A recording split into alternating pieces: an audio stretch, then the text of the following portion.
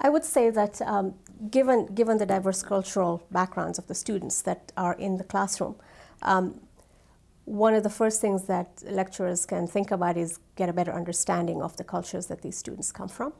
And that will then enable them to be able to strategize and determine how do I make my their classroom experience most effective.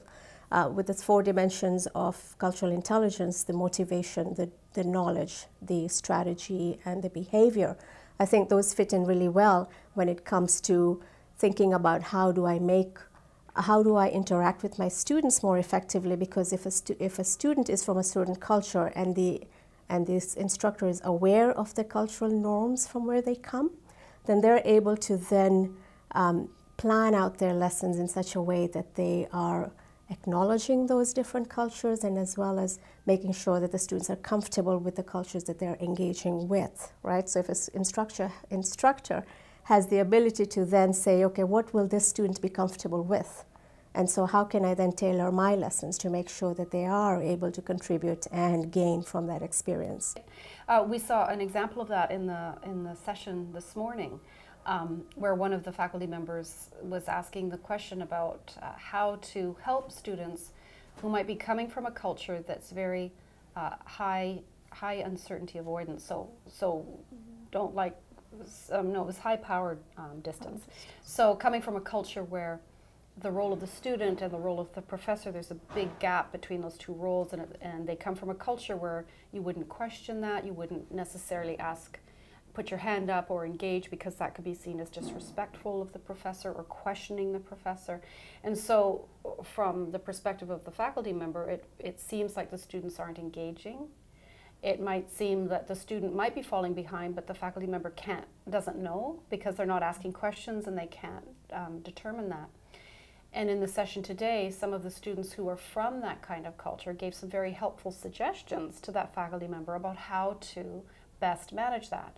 And their suggestion was, take those students aside in private, quietly, do it one-on-one, so that they're not exposed in the big group. There isn't any kind of embarrassment that might happen for anybody there.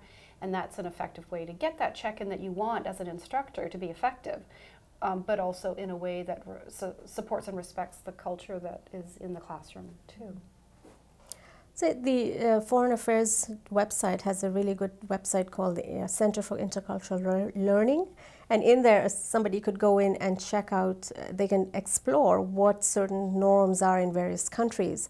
So if you went in and searched for a certain country, you'll see what the management style is there, what is conversational styles are, what is dress code like, how do people greet each other. So it's a good way to get a good understanding of what are the social norms and the cultural norms for that particular context. And that can give an instructor a really good basis to start.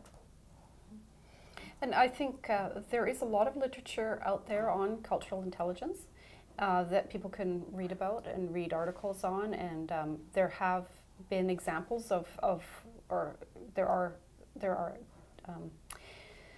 articles on how to work with students in different contexts, which can be very helpful as well. I imagine various learning and teaching centers might be centers of resource and support, and I think that would depend on the institution.